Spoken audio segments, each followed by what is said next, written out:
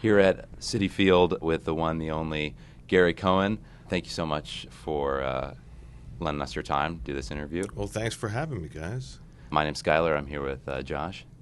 And first question, I'll just get right into it. You've spoken in the past about how you listened and loved Marv Albert growing up.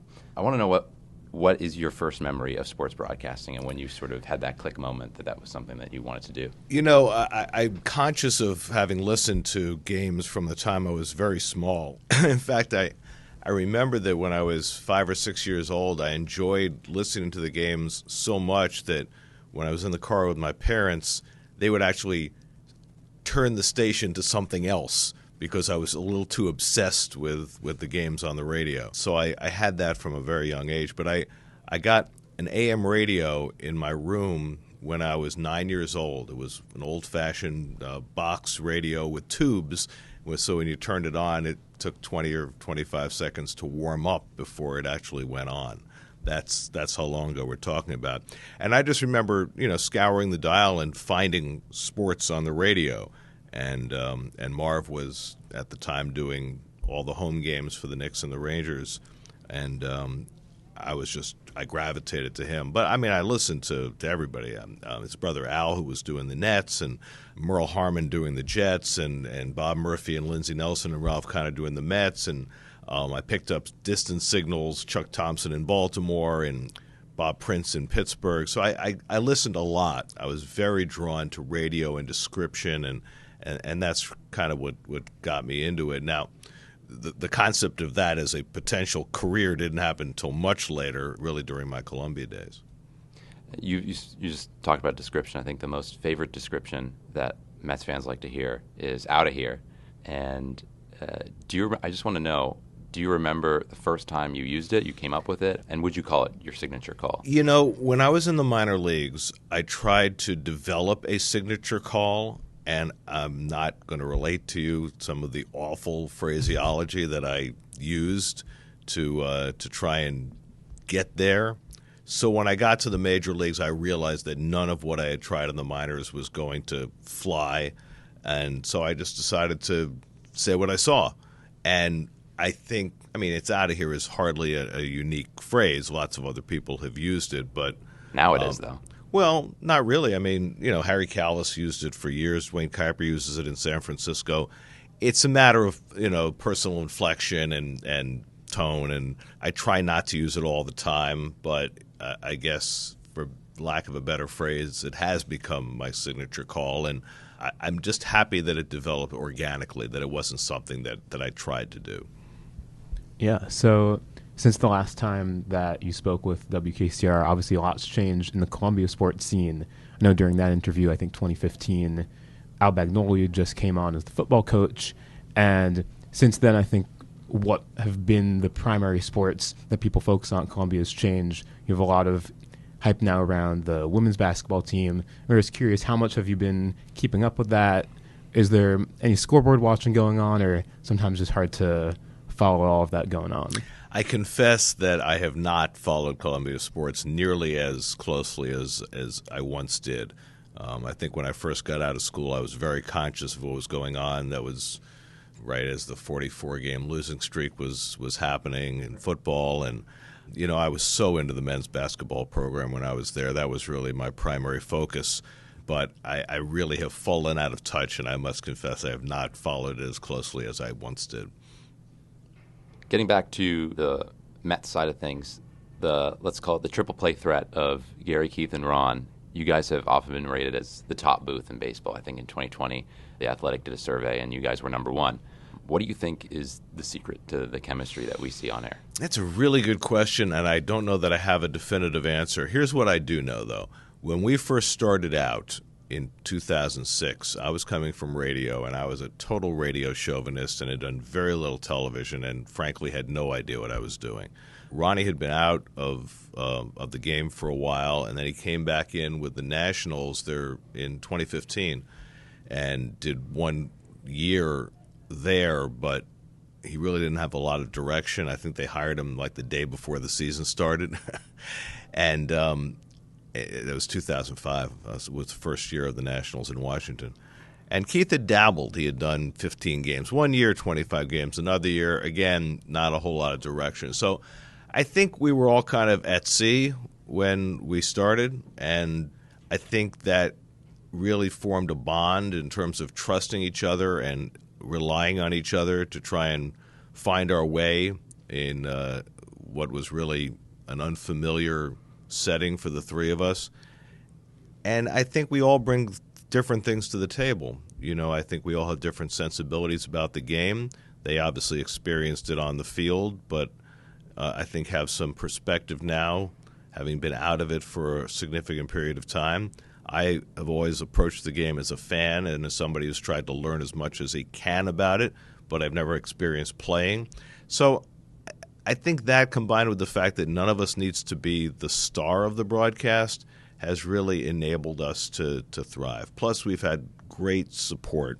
Our coordinated producer has been the same for all 18 years, Greg Picker, fantastically smart, creative genius who has led us down the right paths. We started out with the best director who's ever directed baseball on TV, Bill Webb. After he passed away, Dan Barr and now John DeMarsico have filled his shoes wonderfully. So we've been very fortunate. We've had our team intact really from day one, and it's become a great bond. And it's nice that people say nice things about us, but I think more importantly is we still like each other and don't want to kill each other on a daily basis. Yeah, you actually anticipated the next thing we were going to ask. So the crew behind the team obviously is equally as important. John DeMarsico, of course, and before him, Bill Webb. I was actually at an event a couple weeks ago at Museum of the Moving Image, and he mentioned an interesting thing about how the dynamic between him and the three of you in the booth, and he described it as him being almost, in a sense, a few steps ahead of you before you even think of what you're going to say, that he's kind of anticipating that. And I'm curious, from your perspective in the booth, how that relationship feels. Yeah, I think it works both ways. I think there are times when John and his camera people react to what we're talking about, but there's definitely times where he is proactive, and that's helpful in terms of anticipating our conversation, but it also provokes conversation. I think that especially when we get into lopsided games where maybe our focus is taken away from the field a little bit, John's very good at giving us an offbeat shot, an interesting shot, a funny shot that we can play off and then go from there. He's got great cinematic instincts. He's a huge movie buff. I think eventually he'll be directing films when he gets done with the fun and games of baseball. But John has certainly added a lot to our broadcasts. Yeah, absolutely. So seeing Kevin Burkhart's rise for SNY and more recently getting called the Super Bowl, how do you feel about getting to see Steve Gelb's now finally make the transition, calling his first series? I've always said that the sideline reporter is the hardest job in our broadcast. You have to sit there sometimes for 3-4 hours, and maybe you get on twice for 30 seconds to talk about something, and you have to be constantly at the ready and get your point in succinctly, be personable, be a part of the broadcast and not be an interruption to the broadcast. I couldn't do that job. I don't know how these guys do it, but we've had 3 fabulous sideline reporters, Chris Cotter the first year, Kevin, of course, and now Steve. And, I'm so happy for Kevin that he has ascended to the heights that he has. And we always knew he would be successful. I'm not sure we knew he was going to be this successful this quickly. I'm not sure he anticipated that either, but he's as good a human being as there is, and I'm so happy for his success. And Steve, for years, resisted doing play-by-play because it's something really he's not had a lot of familiarity with, but he has grown so much in the job of sideline reporter, and it took him a couple of years, and it was hard because he was replacing a legend in Kevin, but he really found his niche, and I think the last few years he's really taken off, and it's nice to see him move on to the next step. As we said, the last time you spoke with us was in 2015, which consequently was the most successful season for the Mets to date, making all the way to the World Series Game 5. And the biggest difference between now and then is the ownership change. What do you think is the biggest difference in the Mets under Steve Cohen, other than, of course, the giant scoreboard that we all get to enjoy now? Well, the biggest difference is that Steve can afford to do whatever Steve wants to do, and that obviously is a very comfortable position for Mets fans to be in, to know that their team has seemingly unlimited resources. Now, Steve can craft his own budget, and I'm not here to tell him how to spend his money, but we know that he has more money than any other owner, so it's there to be spent if he cares to spend it. And the Mets have the highest payroll in the history of the sport this year. Now, that doesn't guarantee any success, but at least it gives you the chance to make mistakes and have the money to correct those mistakes and, eat your sunk costs if you need to. And Steve has taken a very active interest in upgrading every aspect of the Mets in terms of the fan experience, like the new scoreboard, all sorts of amenities for the players that didn't exist before. So it's a great resource. It's no guarantee of anything, but it's certainly a happy marriage right now between Steve, the Mets, and the fan base. So the biggest difference in the Mets is Steve Cohen, but then the biggest difference in baseball since 2015 is obviously the rule changes. And actually, during that last interview, you were asked about, the argument for rule changes, and you had said, "I don't believe baseball needs any radical fixes." I have another question about shift changes later on. But, just generally speaking, how has your opinion on the matter evolved, especially because you see the impact of the rules up close? Yeah, from 2015 until 2022, the game devolved at a rapid clip, became less action, more time, and really needed an injection of energy.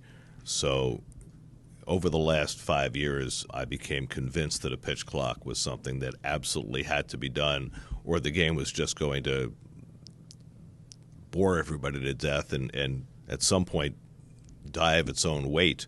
So to that end, I believe the pitch clock is the second greatest invention in history, right behind fire. And then also on shift restrictions, because that's part of the new rules, you had said, and I would have definitely agreed with you, and I have agreed with you on the fact that hitters needed to adjust their hitting styles in order to beat the shift. So if they're lined up on one side, you slap it to the other side. And the league is sort of, I don't want to say let them off the hook, but they have implemented shift restrictions to curb, all that major shifting, 4 people in the outfield that we would see before, guy in shallow right field. Do you think that MLB has sort of accepted a status or wanted to put themselves as a homer attraction of some kind? Well, I'll say this. I think that the shift restriction that requires 2 infielders on either side of the infield is a minor change. The change that requires them to have 2 feet on the dirt is a major change, because the one thing that made the game look out of whack was having that third infielder being 30 feet into the outfield. And so balls that were absolutely hits now weren't hits anymore. I think there have been several consequences of the shift change. One is that now a ball that's hit sharply can get through an infield. The other is that it's enabled the infielders to show off their athleticism more because they're more widely spaced. They're not bunched up together, which I think really constricted a lot of the defensive flow. And to me, what makes baseball beautiful is fielding and base running. And I think we're seeing more of that this year with the rule changes, and so that's a good thing. Yeah, we hear a lot about how, of course, it affects the players and fans, but one thing that I think gets talked about a lot less is how it affects you as broadcasters. And I think your booth in particular, one of the accolades that's always received is even in games that feel slow and aren't as necessarily inherently entertaining to watch or made entertaining by a lot of the banter, but of course with the pace of play that gets cut down a lot. So how's that affected you as a broadcast team? So what you're really saying is that the elephantine pace of the game led to our prowess as broadcasters, and I think there's some truth in that. I think that there were such enormous gaps developing between pieces of action in baseball games. It forced us to be a little more creative in terms of our banter. I think that we've had to tighten things up a little bit this year. I think there have been several conversations that have had to be continued in the following inning. There have been some conversations that have been eliminated. On balance, no contest. It's better now. Because it happened this season, I guess this isn't really part of this year's rule changes, but still part of a different kind of movement in baseball in the last few years. And I got to ask this because it happened to Max Scherzer and because just 2 days ago it happened to Domingo Germán of the Yankees, is this the league's crackdown on, quote, foreign substances. And I wonder if do you think their quest for fairness has, seemingly created more problems or maybe even made the game more of a kind of behind-the-scenes show that fans can't really understand and pick apart because you've just got umpires feeling a guy's hand and then throwing him out, and then you've got these crazy sort of post-game moments where nobody knows what's happening, and then of course even the players, it seems that they can't appeal sort of without the league being the only judge. I think we're walking a fine line. I think that part of the problem that baseball has had over the last number of years has been the increasing number of strikeouts. I mean, strikeouts went up every year for like 25 consecutive years, and the strikeout numbers have gotten out of hand. And I think strikeouts are very closely related to spin rate. And the way it was 3 years ago, before they started to crack down, when players were using spider tack and stuff of that nature, the spin rates had gone off the charts, strikeouts were skyrocketing. So they had to do something, and I think we're still seeking that happy medium. I know they're experimenting with a tackier ball in AA this year. The results haven't been quite what they want. They use a tackier ball in Japan. I think at some point we'll get to some universal substance or a ball that's tacky enough that pitchers can have enough grip to control it, which hitters want, without getting that over-the-top spin rate. So that's the fine line, right? You don't want a ball that's too slick that pitchers can't control because that puts hitters in danger, but also you don't want them to be able to take advantage of too much stickiness. So I think we're still in that transitional period where we're finding the happy medium, and that's going to obviously lead to some confusion here and there, but I think the goal is worthwhile. And I think a lot of the confusion got sort of exacerbated by a wonderful demonstration done by David Cohen on Sunday Night Baseball, where he did exactly what Max Scherzer was told to do, and it ended up creating a ridiculously sticky hand where the ball was hanging off of 2 of his digits. And then the league kind of, after that, we, the public, all saw that, but the league was silent. And how do we balance the league's reaction to something that was so, at least from a fan's perspective, like a smoking gun, that like, hey, the umpires told him to do this and he did it, and then that's of course why it was sticky.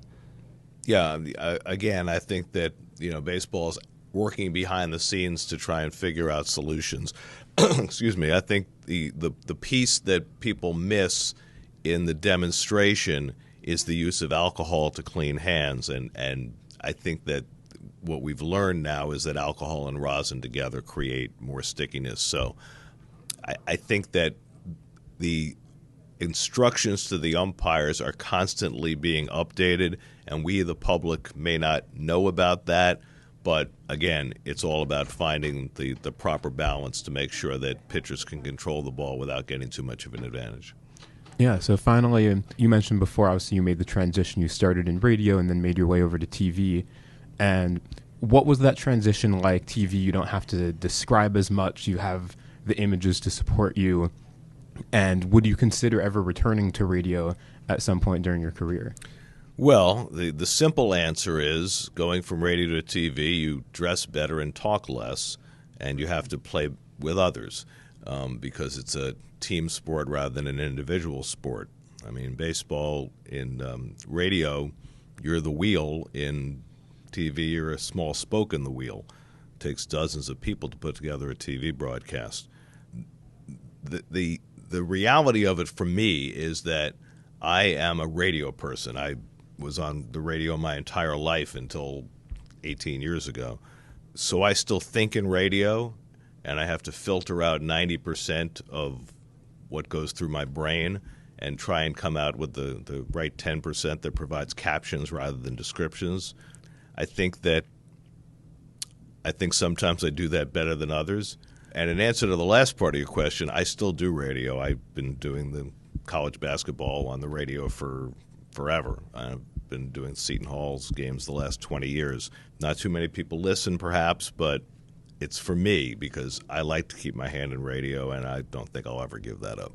I believe the headline that the New York Post had run a year ago was "Why Gary Cohen Just Can't Quit Men's Basketball." Yeah, well, I mean, it's the opposite of what I do. I mean, this is my day job, and it's relentless. It's 7 days a week for 6 months, and you dive into the deep end of the pool in February, and you come up for air in October.